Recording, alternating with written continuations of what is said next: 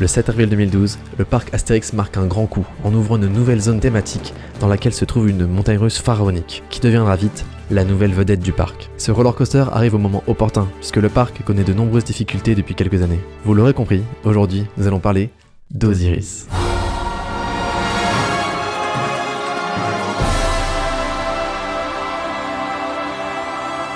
Pour comprendre l'impact qu'a eu Osiris dans le développement du parc Astérix et aussi dans le paysage parconautique français, il faut remonter quelques années auparavant.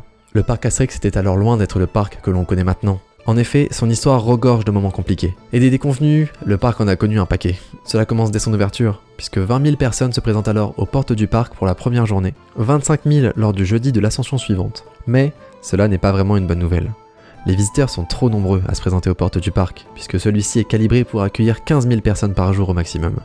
Résultat, une limite de 17 000 visiteurs journaliers est imposée, et 150 000 visiteurs se verront refuser l'accès au parc lors de cette première saison d'exploitation, qui aura accueilli 1,35 million de visiteurs. Pour vous donner un ordre d'idée, le parc visait les 2 millions de visiteurs pour sa première saison. Cependant, le fiasco ne s'arrête pas là. Le débit des quelques attractions est trop faible, les parkings se remplissent trop lentement, la bretelle d'autoroute n'est pas assez longue, et le nombre de places assises dans les restaurants est insuffisant. En bref, c'est toute la gestion des foules qui pose un énorme problème, et cet engouement qu'avaient les Français pour le parc gaulois va finir par se transformer en rejet. La fréquentation s'effondre du fait du mécontentement des visiteurs, ce qui va rapidement entraîner des difficultés financières. Les 2 années suivantes se déroulent un peu mieux. La fréquentation annuelle remonte aux alentours du 1,4 million, mais un problème majeur se profile à l'horizon. Disneyland arrive en France. Tout un monde fabuleux d'aventures et de rêves. L'arrivée du géant américain Disneyland dans le paysage parconautique français. À vrai dire, dans le paysage européen, puisque le mastodonte américain effraie plus loin qu'en France.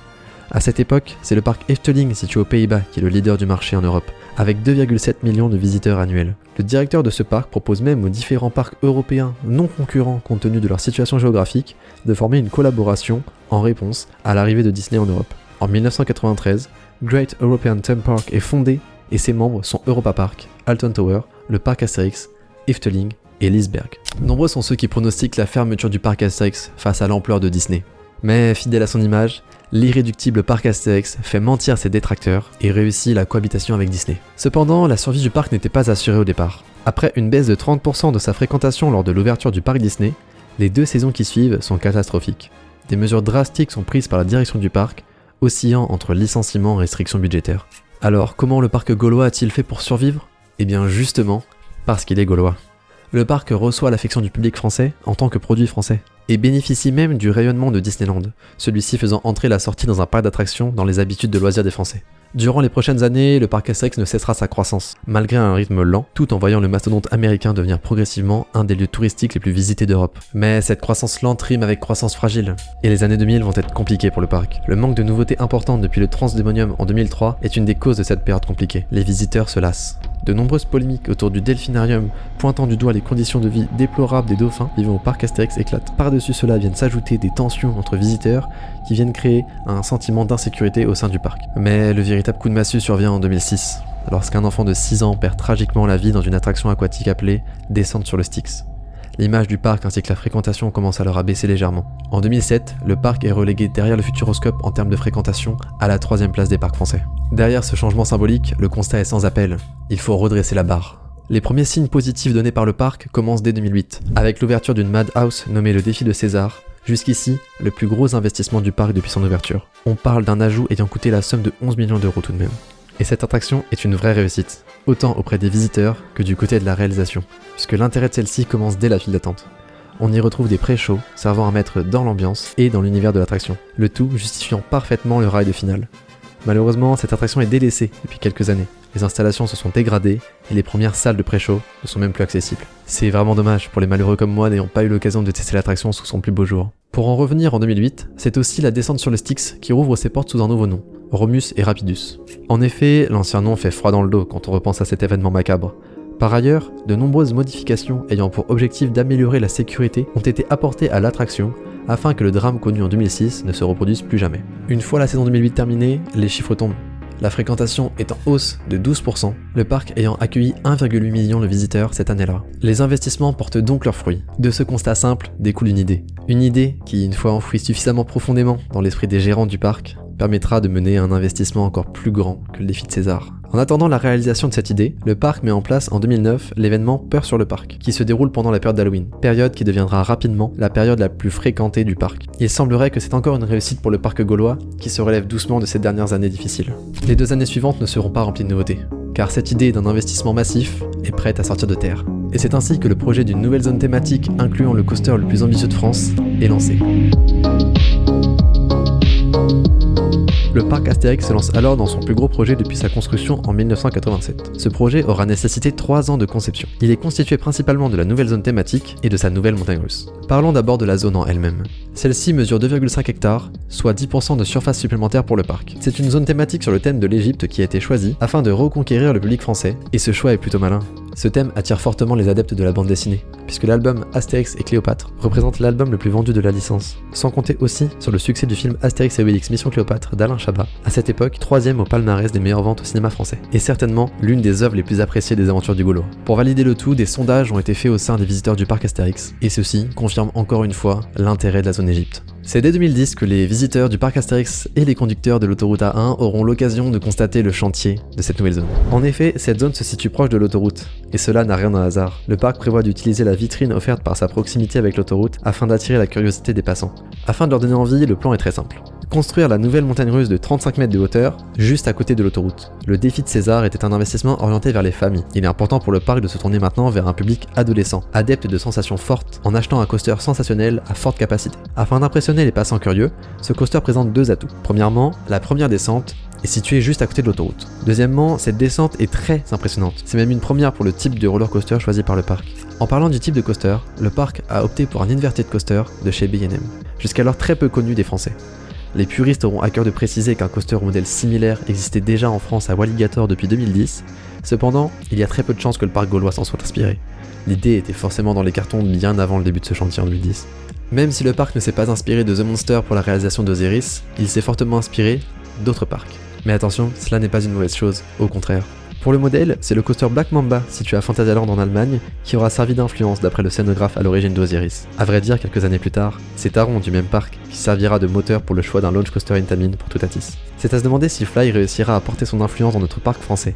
Honnêtement, un petit flying sur le lac à la place de Goudurix, je dis pas non. Au niveau du schéma de couleur retenu, il faut savoir que le parc a hésité entre plusieurs combinaisons. Osiris aurait pu avoir les rails rouges, noirs ou encore même jaunes. Je sais pas vous, mais je trouve ça assez curieux d'imaginer Osiris avec un color scheme différent de celui qu'on lui connaît. N'hésitez pas à me dire en commentaire ce que vous pensez des autres couleurs. Perso, j'ai un petit faible pour le rouge, car on voit de moins en moins cette couleur, mais je dois avouer que celui qui a été retenu est finalement le plus esthétique, je pense. Au passage, si vous ne voulez pas manquer la prochaine vidéo, je vous invite fortement à vous abonner. D'ailleurs, en parlant de la prochaine vidéo, je vous invite à rester jusqu'à la fin, puisque des indices sur le sujet de celle-ci se trouvent à la toute fin de cette vidéo. Revenons sur Osiris, et à ce propos, je vous propose de jouer à un petit jeu. D'après vous, est-ce que cette photo est une photo d'Osiris ? Bon, si je vous pose la question, c'est bien sûr parce que ce n'est pas le cas. Cette montagne russe, c'est Montu. Elle est située à Busch Garden Tampa, aux États-Unis, et a ouvert bien avant Osiris. Il est donc extrêmement probable que le choix des couleurs finales ait été grandement inspiré par cette attraction. D'autant plus que même les trains se ressemblent. Il faut dire que les thèmes de ces deux attractions sont similaires. Elles sont toutes deux basées sur un dieu égyptien. Montu tire son thème du dieu égyptien Montu, dieu de la guerre, tandis que Osiris tient son nom du dieu des morts. Il est temps de parler de la scénographie de l'attraction. Par ailleurs, je ne vous ai pas encore présenté celui qui en est à l'origine. L'histoire est belle, puisque c'est Julien Berthevas qui est à l'origine de ce projet. Du haut de ses 30 ans, il a commencé au parc Astérix dans les ateliers de décor et a tenu à déposer sa candidature lors de l'appel d'offres réalisé auprès de professionnels de renom dans le domaine des parcs de loisirs. Charmé par sa proposition, la Compagnie des Alpes, grand groupe possédant entre autres le parc Astérix, le Futuroscope, les parcs Walibi, propose à Julien Berthevas de devenir scénographe et designer du projet au sein de l'équipe CDA Productions, la branche création du groupe. Voici ce que dira le directeur du parc à son égard. À force de travail, d'enthousiasme et de passion, Julien est devenu le véritable père de ce projet. C'est pour moi une véritable belle histoire qui met en avant 3 valeurs que nous partageons au sein de notre groupe. C comme créativité, D comme détermination, et A pour audace. C'est un véritable rêve d'enfant made in France. On est allé puiser dans nos ressources pour créer le renouveau du parc Astérix. Voici une idée de ce à quoi aurait pu ressembler la zone selon les premiers dessins. On retrouve sur ce concept art un parcours différent pour Osiris, ainsi qu'une grande pyramide. On remarque aussi l'inclusion des chaises volantes, de l'oxygénarium et du restaurant du cirque dans la zone égyptienne. Peut-être aurons-nous l'occasion par l'avenir de voir la zone égyptienne s'étendre de ce côté-là. Petite précision d'après tournage, la zone va effectivement s'étendre de ce côté-là par l'avenir, notamment avec l'ajout d'un restaurant nommé les Fastes du Nil. Julien Berthevas n'est pas connu uniquement pour sa contribution au projet Osiris. Il travaillera par la suite sur des projets comme Disco Bellix, Tiki Waka, Conda ou encore Toutatis. Il faut noter cependant que depuis quelques temps, Julien ne travaille plus au sein de la CDA. Il s'est associé avec Jeff Pretty afin de donner naissance à Kaeru Theme Park Design, ce qui n'empêche pas de continuer à travailler en collaboration étroite avec la Compagnie des Alpes. Pour en revenir à la scénographie d'Osiris, le parc n'a pas fait l'erreur de s'accrocher au succès de Mission Cléopâtre comme à une bouée de secours. Le thème de l'attraction tire son origine d'un autre film, Les 12 travaux d'Astérix. En effet, le parc souhaite renouer avec l'image de la BD depuis quelques années. C'est aussi le cas pour le défi de César, dont l'histoire se développe autour de l'album Astérix Légionnaire. Pour ceux qui n'auraient pas vu le film Astérix et les 12 travaux, on retrouve dans celui-ci le personnage d'Iris, une sorte de mage hypnotiseur tirant son nom du dieu égyptien Osiris. Dans ce film, Iris fait partie des 12 travaux que doivent accomplir Astérix et Obélix. Le mage a pour objectif d'hypnotiser ses clients en les persuadant que ce sont des animaux. Et c'est là tout le principe de l'attraction. Vous osez entrer dans le palais du mage Iris, qui va utiliser son sortilège sur vous afin de vous transformer en oiseau, comme un personnage du film finalement. Normalement, vous comprenez ici d'où vient le nom Osiris, à la fois du dieu égyptien Osiris, et à la fois de la volonté de parler à un public plus jeune. D'ailleurs, ce n'est pas moi qui le dis, mais bien le directeur du parc à cette époque, Pascal Flich. C'est un défi que nous vous invitons à relever au parc Astérix. Oz, c'est un peu le langage SMS des jeunes, une contraction de « Oserez-vous affronter Iris ?» Cependant, il ne paraissait pas évident de baser toute l'histoire de la zone sur ce personnage. Voici ce que Pascal Flich dira à ce sujet. Les personnages auxquels on pensait tous, c'était Cléopâtre ou Numéro bis. J'avais beau tourner le problème dans tous les sens, je n'y arrivais pas, car l'attraction s'adressait avant tout aux jeunes adultes, et que le fait d'utiliser des personnages aussi populaires auprès des enfants allait couper une partie du public d'une possible aventure avec ses héros. J'ai donc choisi un personnage moins connu, mais qui est pile poil dans la thématique d'une attraction à sensation. Dire que la storyline de l'attraction part uniquement de ce personnage qui apparaît 2 minutes dans un film de 1976, c'est absolument génial de la part du parc, qui se permet encore une fois d'approfondir l'univers créé par les bandes dessinées et les films, tout en écrivant sa propre histoire. Il a inventé sa propre histoire. La file d'attente permet aux visiteurs de se plonger dans l'univers de l'attraction, principalement lorsque ceux-ci entrent dans le palais pharaonique d'Iris. Il est composé de sculptures, de parchemins et surtout d'humour, humour caractéristique du parc et de l'univers d'Astérix. Un tas de jeux de mots sont inscrits sur les murs de la file d'attente. Mais ces murs racontent aussi une histoire, celle du mage cherchant un nouveau sortilège afin d'hypnotiser chaque personne croisant son regard, en les transformant temporairement en oiseaux capables de voler. C'est pour cela qu'au lancement de l'attraction, vous pouvez entendre cette phrase.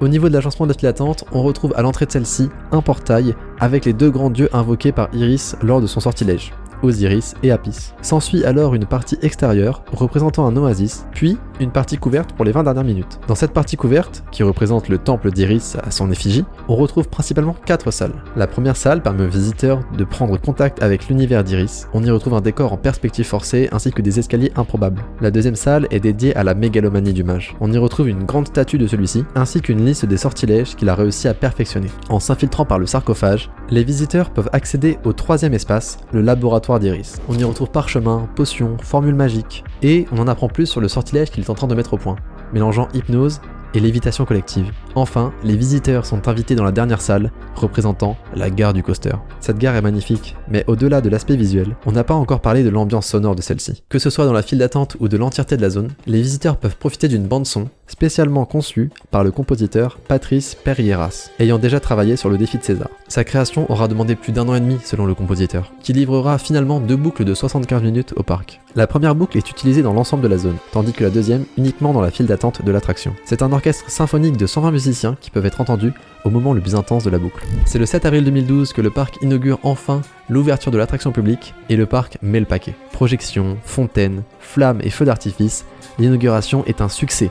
Et le projet d'agrandissement du parc est enfin terminé. La construction de l'attraction en elle-même a coûté 12 millions d'euros, tandis que la thématisation, elle, autour des 8 millions d'euros, pour un total de 20 millions d'euros. Mais cet investissement est efficace, puisque le 1er novembre 2012, l'attraction comptabilise déjà 1 million de passagers. Pour l'anecdote, le 1 000e passager a pu repartir avec 4 passes annuelles pour la saison suivante, pour lui et ses proches. Un beau geste de la part du parc. Si la nouvelle zone et l'attraction rencontrent un énorme succès auprès du public, c'est aussi grâce à la communication réalisée par le parc. En effet, il est nécessaire de faire découvrir ce nouvel univers aux Français. Alors le parc va se servir de plusieurs canaux communicationnels afin de promouvoir sa toute dernière machine. Affichage urbain, spot publicitaire au cinéma et à la télé, le parc ne lésine pas sur les moyens. Le mot d'ordre pour donner envie aux visiteurs ? Décoller. Voler. Toute la communication du parc se base sur cette sensation de vol ressentie lors de l'attraction. L'attraction est par définition assez planante. Avoir les pieds dans le vide et être situé en dessous du rail pour parcourir les inversions tout en recevant du vent dans la figure, ça participe grandement à cet effet. De plus, le coaster est très fluide. En bref, on ne ressent que très peu d'à-coups. C'est pour cela que ce type de coaster du constructeur Bolliger & Mabillard est grandement réputé dans le monde des parcs d'attractions. De plus, B&M est un constructeur réputé pour sa fiabilité. Bien que leurs machines soient chères, elles tombent rarement en panne. Ce qui leur vaut d'ailleurs le surnom de Rolls-Royce des roller coasters. Par ailleurs, si vous êtes intéressé par la technique d'Osiris et que vous souhaitez en apprendre davantage sur la façon dont il fonctionne, je vous recommande chaudement d'aller regarder le reportage de Coaster World intitulé « Dans les coulisses d'Osiris ». Une des choses moins connues que le parc a fait pour promouvoir le lancement de sa nouvelle zone thématique, c'est le lancement d'une application mobile, la première de son histoire. Mais cette application n'était pas destinée à informer les visiteurs sur les services et attractions du parc, non. Le but de cette application était de créer une chasse au trésor en réalité augmentée, sur le thème de l'Égypte. La chasse aux esprits des pharaons. Le principe est de trouver et de capturer des esprits de pharaons à proximité de vous, grâce à la géolocalisation. Ces esprits vous donnent ensuite des indices vous permettant de trouver le mot mystère. Une fois le mot mystère renseigné, vous avez maintenant une chance de gagner un des lots à la clé. Parmi ceux-ci, on retrouve tout de même une croisière pour 2 personnes en Égypte, un séjour pour 4 personnes au parc, ou encore des places pour l'avant-première d'Osiris. Malgré cela, l'application reste un ovni. Aucune information sur le parc ne s'y trouve, et l'application n'est même pas renseignée sur le site du parc. Pour en revenir à Osiris, l'attraction rencontre un succès fou. La zone est visuellement magnifique, et cerise sur le gâteau, Osiris a une capacité d'accueil de 1600 personnes par heure, en théorie, ce qui aide grandement à réduire le temps d'attente sur les autres hits du parc, tels qu'au Goût du Rix ou Tonnerre de Zeus. De plus, le parc satisfait les adeptes de sensations fortes, tout en se positionnant comme le parc français avec les montagnes russes les plus impressionnantes. L'arrivée d'Osiris fait renaître l'image sensationnelle du parc, comparée à Disneyland Paris par exemple. Grâce à cet investissement, le parc continue sur sa bonne dynamique. Il y a beaucoup de projets dans les cartons, et la direction du parc prévoit grand, très grand. Il faut savoir que l'amortissement du projet Osiris se fait sur 20 à 25 ans, avant d'être rentable, ce qui n'empêche pas le parc de continuer sa croissance bien sûr. Depuis Osiris, on a eu le droit à 2 nouveaux coasters, dont certainement le meilleur coaster de France, et un autre coaster est en cours de construction pour l'année 2025. Sans compter tous les changements et ajouts divers que le parc compte réaliser au niveau de cette zone, je ne vais pas tout détailler sinon on en aurait pour 1 heure de vidéo, mais sachez que le parc a prévu beaucoup de choses. Mais ce n'est pas uniquement le parc qui profite de l'inertie donnée par Osiris, c'est aussi tous les parcs français, puisqu'on observe ces dernières années une montée des investissements dans de nouvelles montagnes russes au sein des parcs français. L'Hexagone était il y a encore quelques temps réellement en retard comparé à ses voisins européens, mais l'écart se resserre de plus en plus, pour le plus grand plaisir des coaster fans français. De son côté, le parc Astérix n'a pas fait l'erreur de délaisser la zone Égypte comme il a pu le faire avec le défi de César. La zone a eu le droit à de nouvelles installations, telles qu'un stand de kebab, des spectacles et même une extension en 2024, avec la présence d'une nouvelle attraction, la tour de numéro bis. Une autre attraction a failli voir le jour dans cette zone, un top spin intitulé Crocos, qui avait fait l'objet d'une enquête aux côtés de 2 autres attractions, Pégase, qui deviendra Pégase Express par la suite, et Thor, un flying coaster qui aurait pu voir le jour dans la zone Viking. Zone pour le moment un peu vide. A ce jour, la zone Égypte est pour moi l'une des plus belles zones du parc, et j'espère la voir encore s'agrandir dans les prochaines années. Osiris satisfait toujours les visiteurs du parc, il est toujours aussi agréable à rider que dans ses premières années. Bien sûr, Toutatis est récemment venu lui voler la vedette dans le cœur des visiteurs, mais Osiris n'a vraiment pas à rougir à côté de celui-ci. Merci d'avoir regardé la vidéo jusqu'à la fin, j'espère qu'elle vous a plu. N'hésitez pas à me donner votre avis en commentaire et à vous abonner pour ne pas manquer les prochaines vidéos. Sur ce, je vous laisse, salut.